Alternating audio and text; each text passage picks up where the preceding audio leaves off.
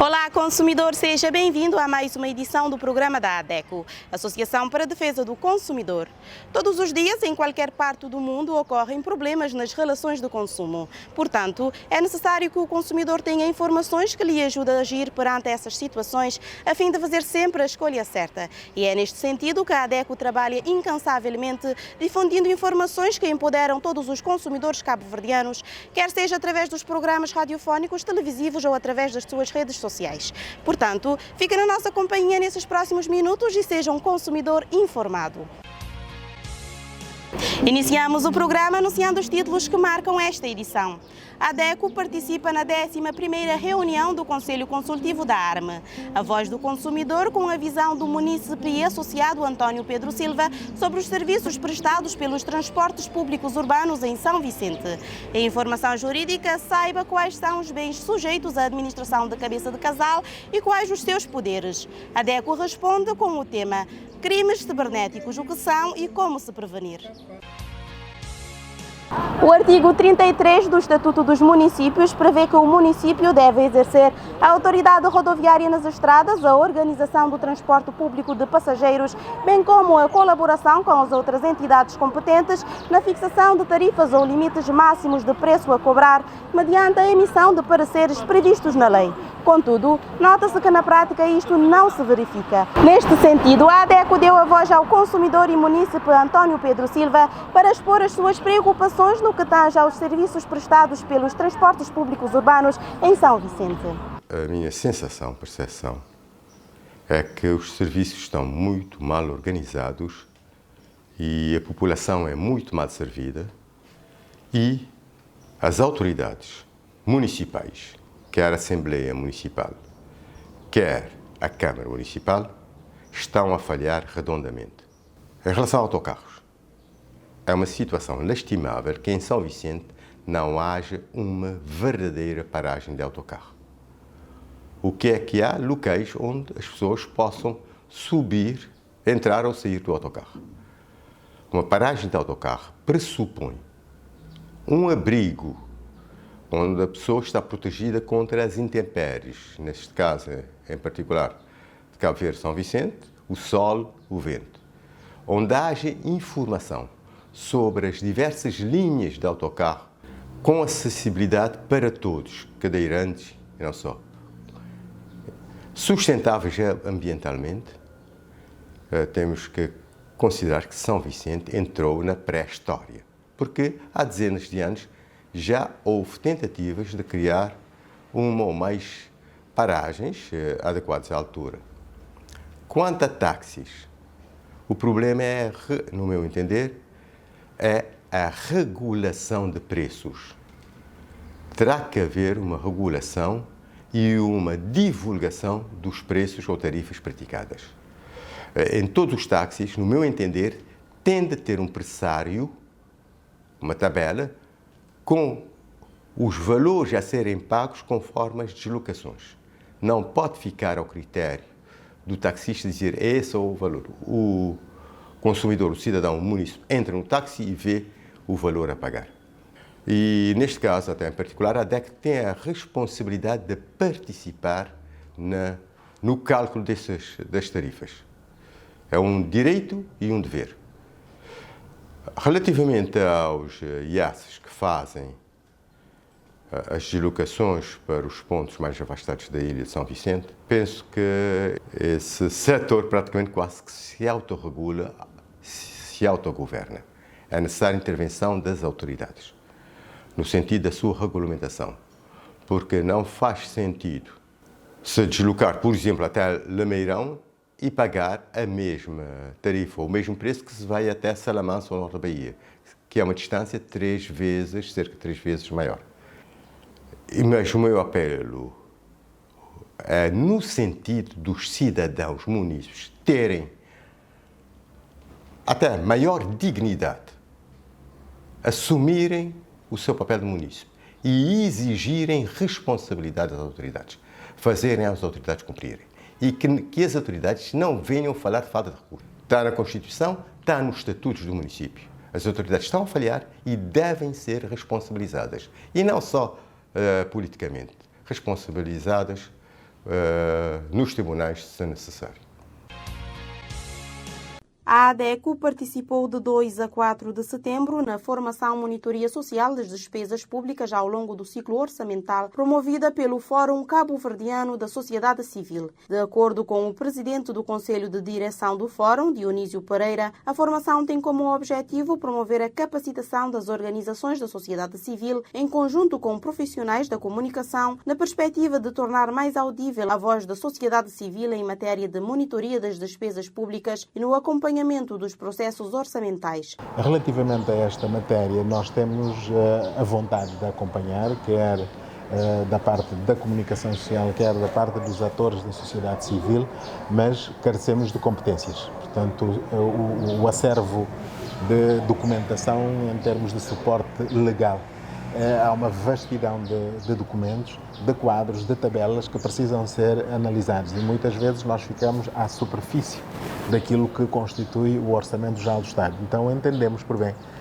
acompanhar o projeto Propaloc mais Timor-Leste para que as organizações da sociedade civil e os profissionais da comunicação social possam cumprir com as suas obrigações, quer constitucionais, quer relativamente ao que está no ordenamento jurídico e reservado a questões orçamentais.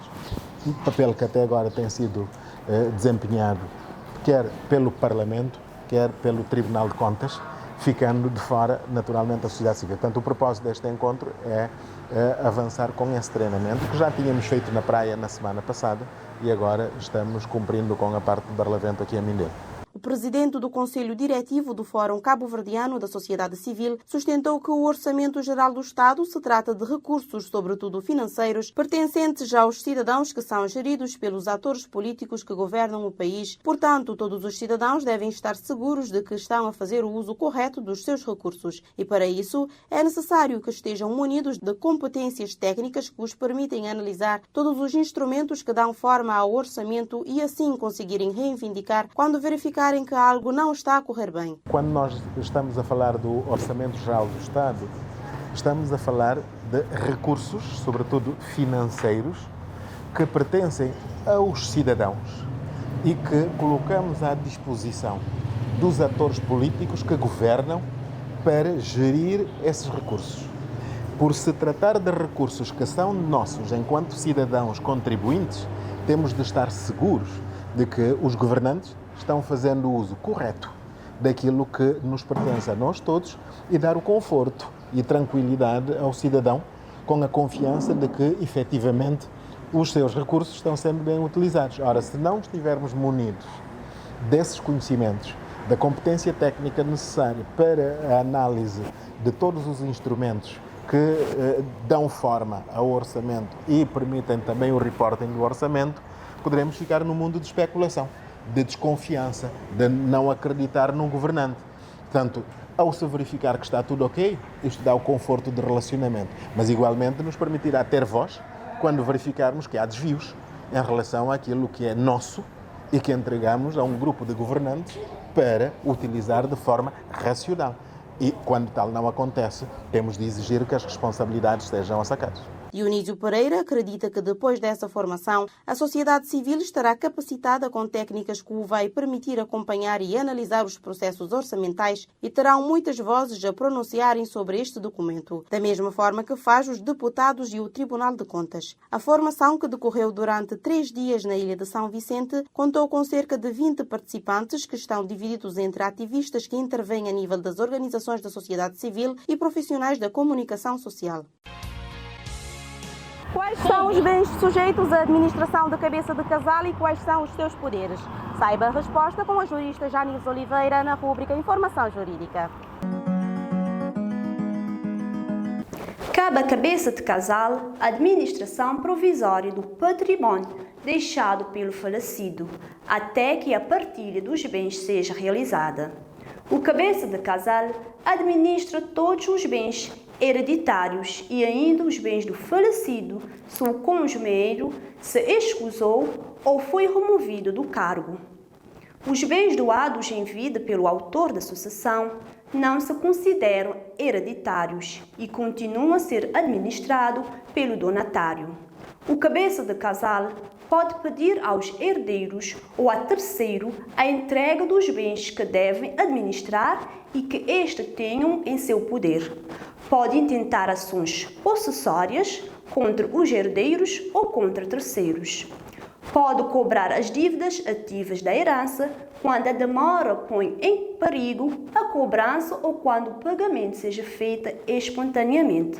O cabeça de casal deve vender os frutos ou outros bens deterioráveis, podendo aplicar o produto na satisfação das despesas do funeral e sufrágios, bem como no cumprimento dos encargos da administração. O cabeça de casal pode ainda vender os frutos não deterioráveis na medida do que for necessário para satisfazer as despesas de funeral e sufrágios e para cumprir os encargos da administração. Fora dos casos acima mencionados, os direitos relativos à herança só podem ser exercidos conjuntamente por todos os herdeiros ou contra todos os herdeiros. Já ouviu falar em cibercrimes ou crimes cibernéticos? Sabe do que se trata e como se pode prevenir? Saiba estas e outras respostas sobre o tema com a jurista estagiária Shirley Graça na rúbrica ADECO Responde. Com as novas tecnologias e mais pessoas conectadas à internet, o cybercrime, também conhecido como crime cibernético, tornou-se uma ameaça real e constante. Hoje, as vítimas deixaram de ser só as grandes corporações ou instituições governamentais e os cybercriminosos passaram a atacar também pessoas comuns. Daí a importância dos consumidores estarem informados do que se trata o cybercrime e como se prevenir de tal crime. O cybercrime, previsto e punível pela Lei nº 8/9 /2017, de 20 de março, é todo o tipo de atividade criminosa que acontece ou começa no ambiente virtual em que os criminosos usam a tecnologia para cometer golpes e invadir sistemas com intenções maliciosas.